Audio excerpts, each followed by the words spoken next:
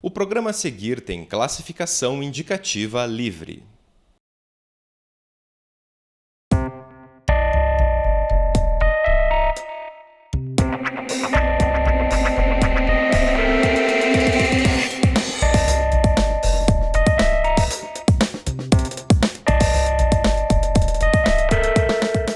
A UFPR-TV exibe uma série de programas especiais sobre bioética e ética em pesquisas. Vamos entender quais são as bases de respeito ao ser humano e à vida que norteiam o trabalho científico. Hoje o nosso assunto é justamente os comitês de ética e a minha convidada é a professora Ida Cristina Gubert, coordenadora do Comitê de Ética em Pesquisas com Seres Humanos do setor de Ciências da Saúde aqui da UFPR. Bem-vinda, professora, ao nosso programa. Aline. Obrigada, Aline. Aqui na UFPR existe mais de um comitê de ética atuando. Quais são esses comitês e o que cada um deles faz? A UFPR conta com comitês de ética envolvendo pesquisa com seres humanos, um no Hospital de Clínicas e o outro no setor de Ciências da Saúde. E existem comitês de ética em pesquisa com animais, animais de pequeno porte e animais de grande porte. O funcionamento dos comitês de ética em pesquisa com seres humanos obedece a algumas normas. Por exemplo, todo pesquisador tem que elaborar o seu protocolo e alimentá-lo na Plataforma Brasil. E a Plataforma Brasil é que vai distribuir esses protocolos para os respectivos comitês de ética, que podem ser o do Hospital de Clínicas ou pode ser do setor de Ciências da Saúde. Em lá chegando, a secretária do comitê analisa, faz um checklist, ela analisa se todos os documentos foram alimentados. Quando às vezes falta um documento, uma declaração que é importante, que faltou, houve algum problema na alimentação, ela remete o protocolo para o pesquisador e ele tem então 48 horas para anexar esse documento. Aí o protocolo volta para o comitê de ética e ele vai entrar então na reunião do comitê que vai fazer a análise, a avaliação para emitir o parecer. Os protocolos são distribuídos para os pareceristas pela secretária do Comitê de Ética.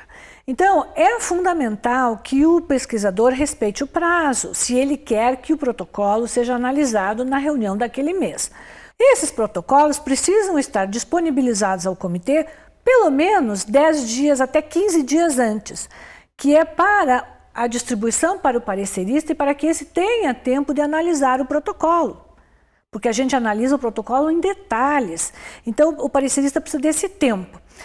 Bom, aí quando o parecerista analisa o protocolo, vai para a reunião, que é a última, as nossas reuniões acontecem na última quarta-feira do mês.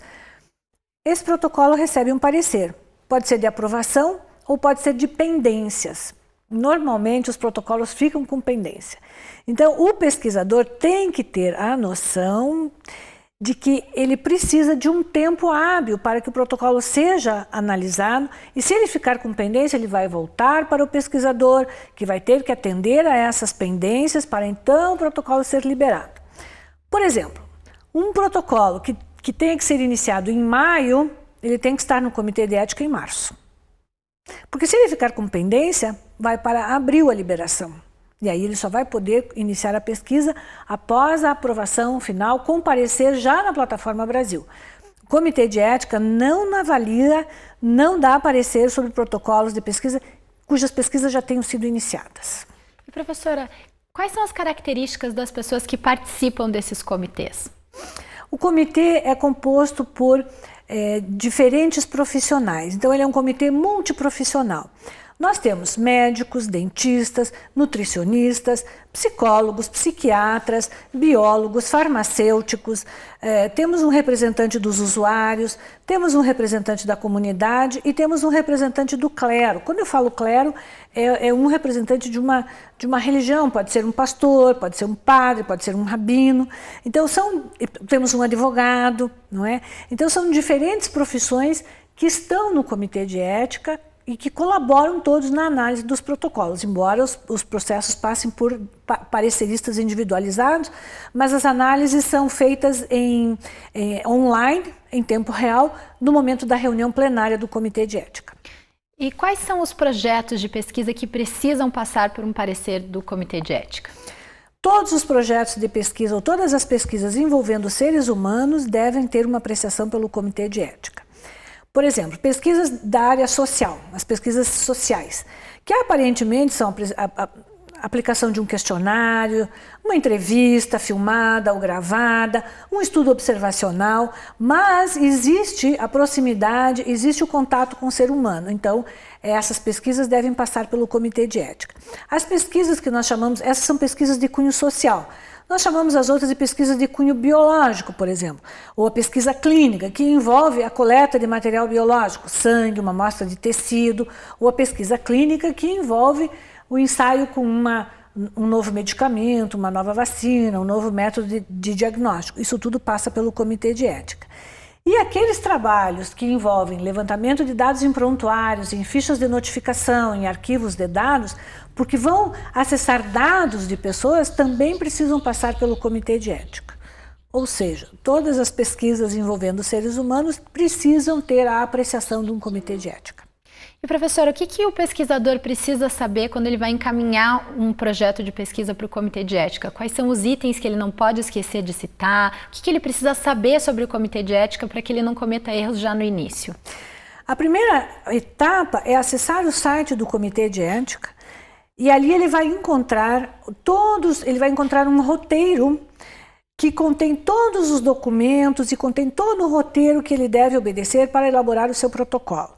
Esse roteiro eu acho que está com o nome de esqueleto do projeto. Então, ele vai acessar e vai vendo todos os documentos. São declarações que precisam ser anexadas, são extratos de ata que precisam ser anexados, são concordâncias de serviços envolvidos, porque às vezes o pesquisador vai utilizar um serviço da instituição ou de outra instituição, que aí nós chamamos de coparticipante, e o projeto como um todo. Então, nós temos todo esse roteiro e as pessoas devem seguir, o pesquisador deve seguir esse roteiro. Finalizado isso, ele vai alimentar na plataforma Brasil. Bem, são aspectos fundamentais que o Comitê de Ética analisa quando o protocolo chega para nós.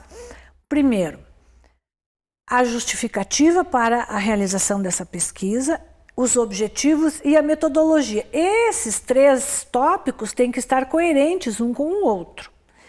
Depois, nós analisamos, os protocolos vêm com uma análise de mérito, que dá o mérito científico, e nós vamos analisar aí, a partir daí, os riscos e os benefícios. A partir daí, eu quero dizer o quê? Analisando a justificativa, os objetivos e a metodologia, nós vamos para os riscos e os benefícios. Como nós já comentamos anteriormente, existem riscos mínimos e existem riscos altos. Gradação desses riscos, como minimizar esses riscos. Nós analisamos se a bibliografia está adequada, a bibliografia listada. Nós analisamos a redação do protocolo, mas os aspectos éticos são, sem dúvida, extremamente importantes. No TCLE, por exemplo, a gente analisa tudo, como é que estão essas informações, como é que está essa linguagem, como é que vai ser a abordagem, o recrutamento do participante da pesquisa pelo pesquisador, é um aspecto que nós analisamos com muito cuidado. Por quê? Porque esse recrutamento não pode ser de maneira nenhuma no sentido de coagir o participante da pesquisa, e nem tampouco pode ser infringida a confidencialidade. Então, se um pesquisador vai convidar participantes num posto de saúde, por exemplo, ou estudantes na universidade, esse convite tem que ser através de uma divulgação ampla em cartazes que são colocados nos espaços físicos, no próprio posto de saúde ou numa clínica.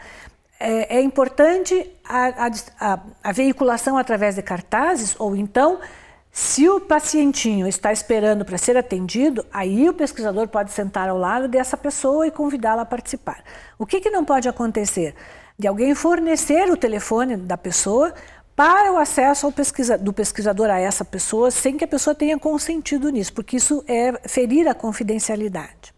Professora, existem documentos, normas, regras que os pesquisadores devem conhecer? A senhora poderia citar alguns deles para estudo dessas pessoas, para que elas possam se preparar no momento de escrever esse projeto de pesquisa? Sim, existem muitos documentos.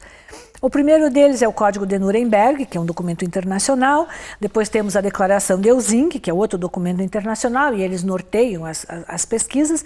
Mas nós temos a nossa Resolução 466/2012. E esta é a resolução que rege todas as pesquisas que são realizadas com seres humanos aqui no nosso país. Então é extremamente importante que as pessoas, ao elaborarem o seu protocolo de pesquisa, acessem a Resolução 466.